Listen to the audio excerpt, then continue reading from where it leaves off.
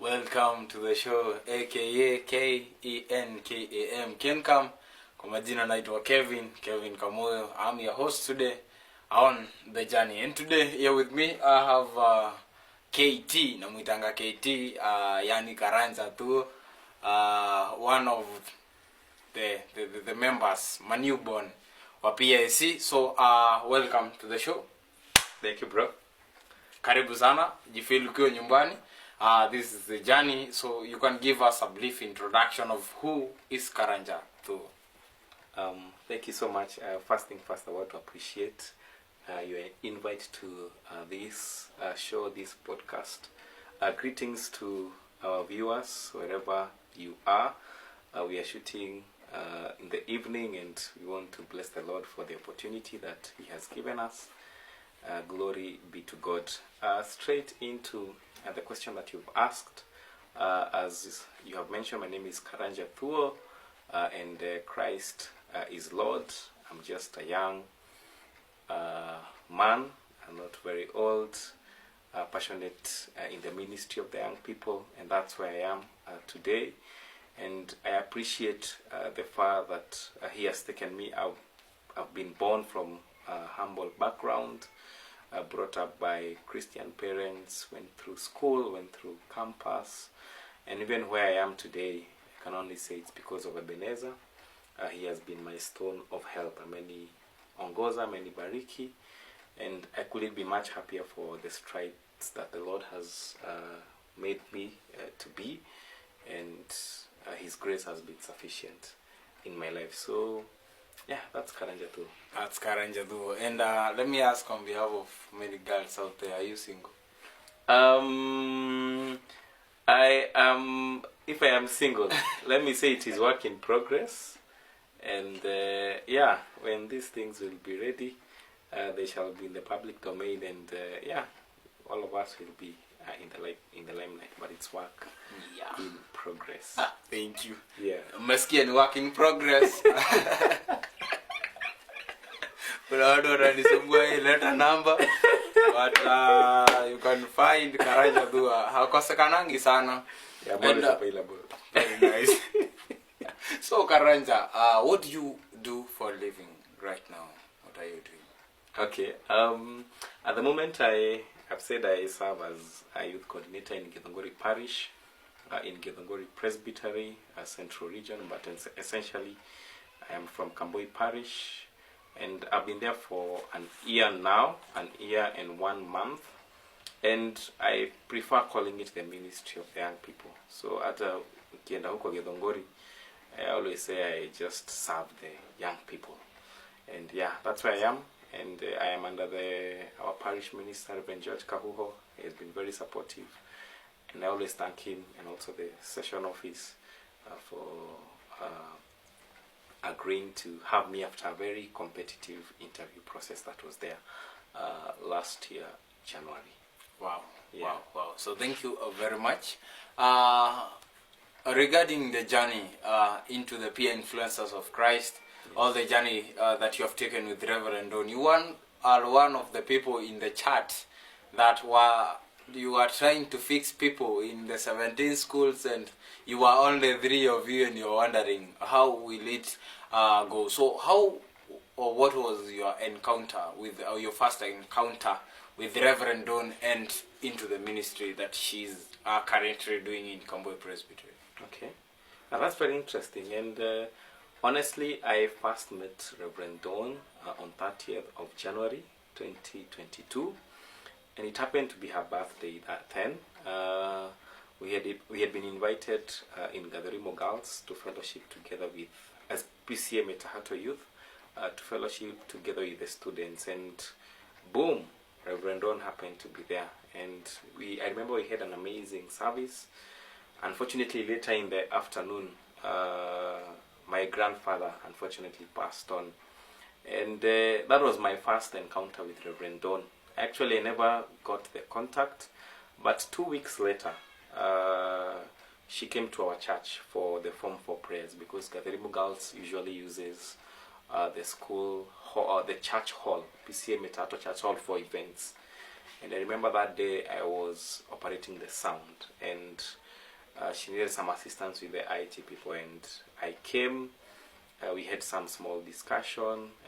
We exchanged contacts, and that was our second encounter. Then, from there, by God's grace, I think I got to book an appointment with her, and maybe 2 or 3 weeks later, I made a courtesy call to her office in Kamboi Presbytery, and she explained to me that she's here in Kamboi Presbytery as an institutions minister, and by that time, by then, honestly, I was a parish youth chair in Kamboi Parish. So I felt that indeed she's serving the young people. I'm also serving the young people wherever I am, and that discussion was able to give birth to now the us, if we could assist her in the school. So that's how I met Reverend Don, and I know we'll come to PIC and how it came to be.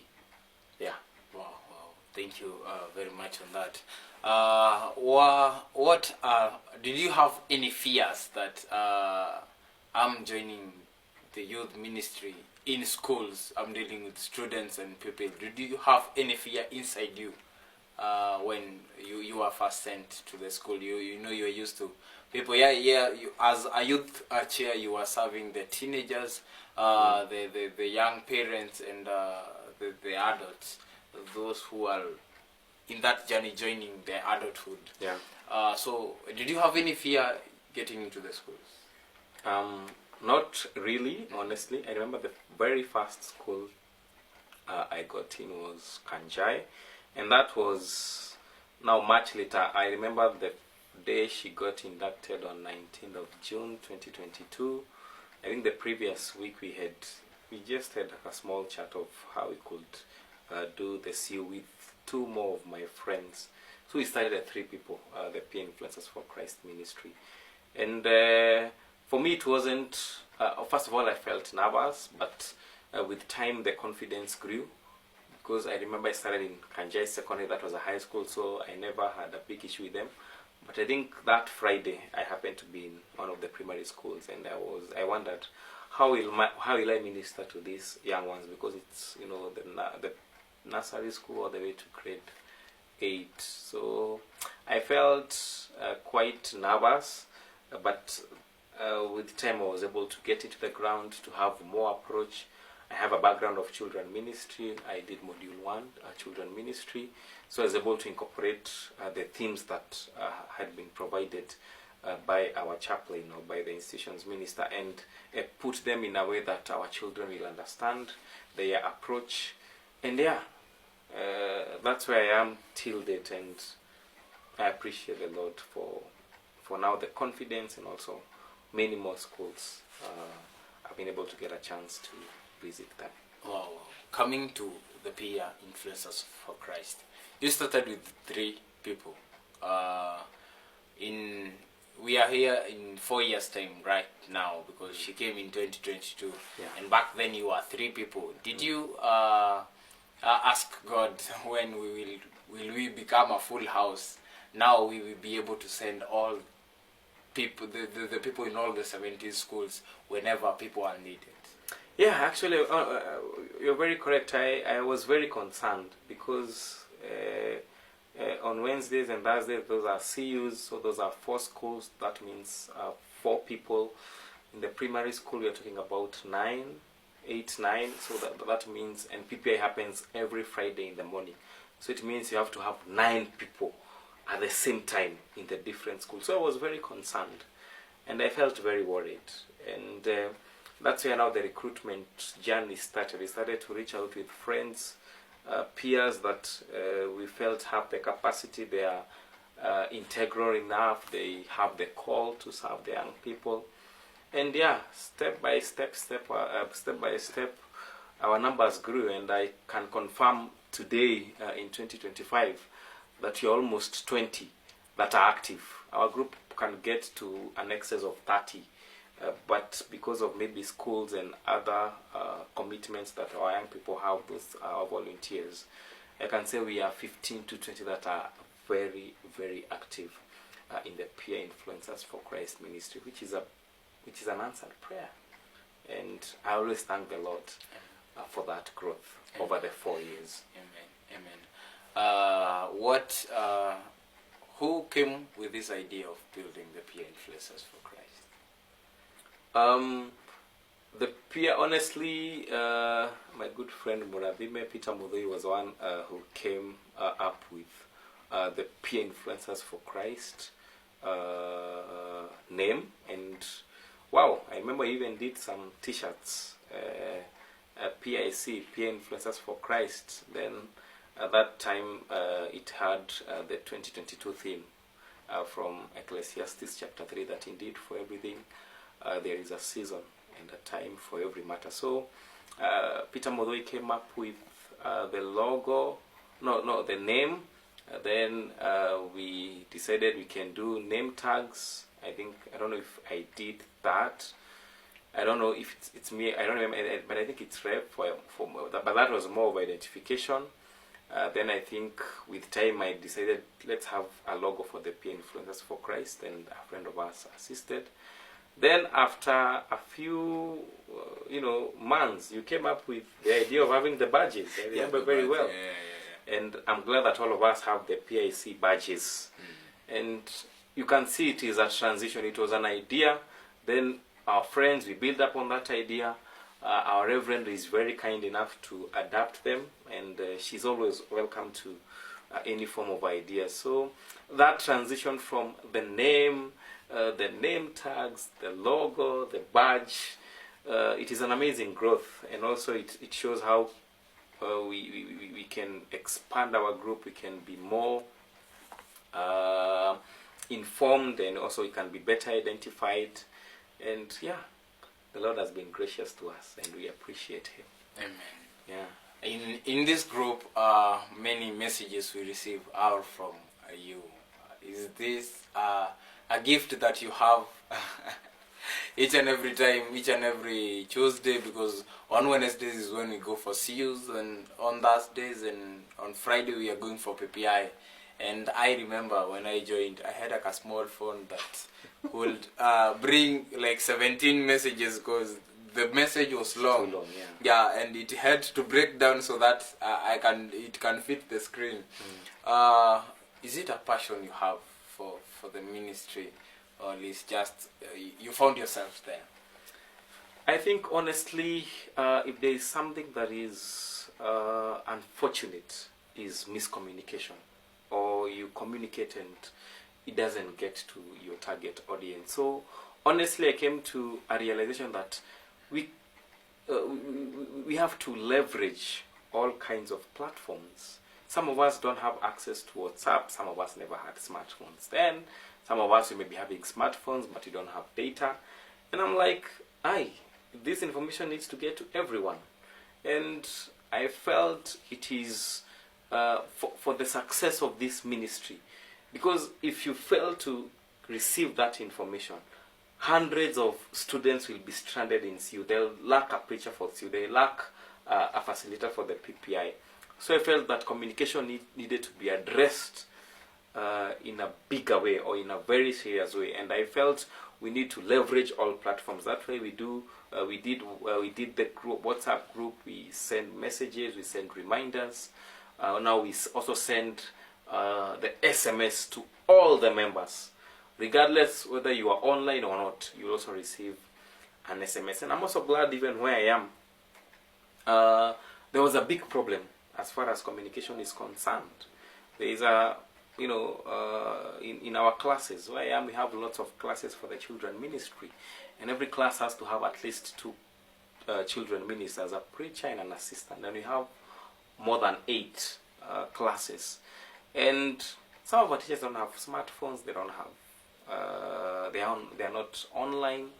So I felt miscommunication was a big problem, and with time we addressed it, and I'm glad that all the teachers, even where I work, they're able to access that information. And I can say honestly, the PIC has helped me that, but it's a passion that each and every person needs to receive a communication for the betterment of the ministry, for growth, to ensure that those learners, those students, those pupils, they don't miss the sermons, they don't miss our sessions because they never got any information. So it is a passion that I have to ensure that everyone receives the communication.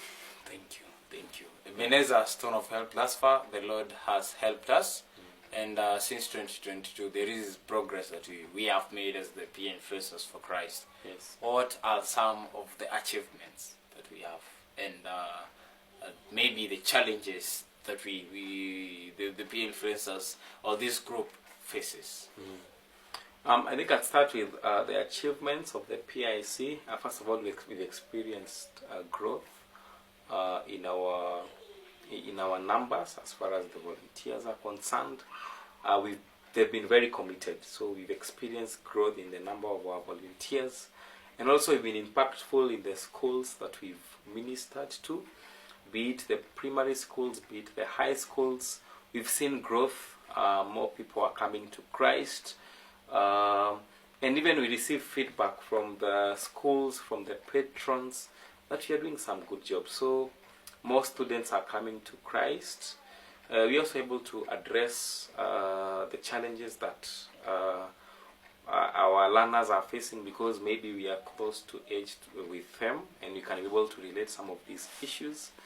And also maybe an achievement that we can see is we are also growing ourselves. I also grow spiritually, my confidence grows, and also I'm able to relate with the young people in a better way. So those are some of the achievements that I can mention. To the challenges, our learners are going through a lot, honestly. Some are living in dysfunctional families, some have been affected by rape and violence, some are coming from very poor backgrounds, others are having suicidal thoughts, social media influence, LGBTQ, I call them. So our learners are going through a lot. We also have an issue with one of our schools is for the deaf. So some of us, we don't understand sign language. In as much as we have teachers there, we may also need to know sign language so that we're able to relate with them. Maybe sometimes our numbers go quite low. Others are joining school, others are at work. Also others are going through a difficult time, even with the volunteers that we have. Others are looking for opportunities. Others are going through pain. Others are maybe even not integral enough. So those are some of the challenges. And also sometimes even the finances, because our volunteers need to get to the schools, and sometimes the funds are not enough. And even the weather, we may need to have a vehicle to go to the further schools, because the presbytery is also quite big. So even finances is a challenge, but so far so good. In the midst of the challenges, we've been able to experience and see and see the victory of the Lord. Amen. Yeah. Amen. What advice can you give to that young man out there who wants to give up in life now? To any person, it may be a young or old. First thing first, the Lord loves you. He appreciates that you're who you are at such a time, and maybe you have a reason to feel frustrated. You have a reason to feel angry. We are living in a twisted generation. We are living in tough economic times. So don't despair. Keep on keeping on. Maybe one day, one time, the Lord will come through you. Approach a friend. Seek some help. Don't die because of maybe you lacked food, you lacked somebody you can talk to. You can always reach out. You can always share it out with anyone you trust. So don't give up. Keep on keeping on. I always say sometimes the cave that you fear, it holds the treasure that you desire. So don't fear. Face your challenges. Face the obstacles that you face, that you may be facing, that you may be experiencing. And the Lord will bless you and He'll do you good. Great. Yeah. Finally, how do you see the ministry of the young people in 5-10 years to come? It's a big question when you talk about the ministry of the young people in the few years to come, and we are talking about how can we measure an effective youth ministry, how can we ensure that our youth ministry or the ministry of the young people is holistic. We're able to address the challenges that our people are facing. But in the next 5 years, I see a vibrant, I would want to experience a vibrant ministry of the young people. With the rise of the Gen Zs, we can be able to speak, we can be able to air our views, we can be able even to share ideas, we can be able to put the government into account.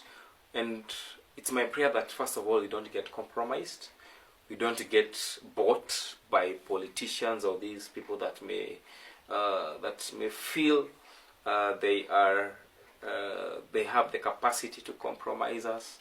But I can see a ministry that is growing, a ministry that is gaining confidence, a ministry that has the zeal for change. I think we are moving in an era whereby we just want to embrace the past. We just want to see that things just happen automatically. We just want to be also to be part of the process. We are capable, we have the capacity, we have all what that it takes. So I can see a ministry that is growing and a ministry that is able to conquer the challenges of today and tomorrow. Thank you. And thank you for joining us on the journey. We were glad to have you. And my viewers, see you next time. Follow, subscribe, tap on the notification, the bell, so that when we post something, you get to reach to you at the right time with the right messages, and the young people, I'll keep on bringing them to inspire our life, and we will move together in this journey. May God bless you and have a wonderful time. Yeah, before you finish, I'll also say thank you for having me on the show tonight. Okay. It's a pleasure. I don't take it for granted. Yeah, and follow our pages. You can also follow me on TikTok, on Instagram, on X, Karanja Thuo, and also the Snippets of Hope, where we shall also have this video.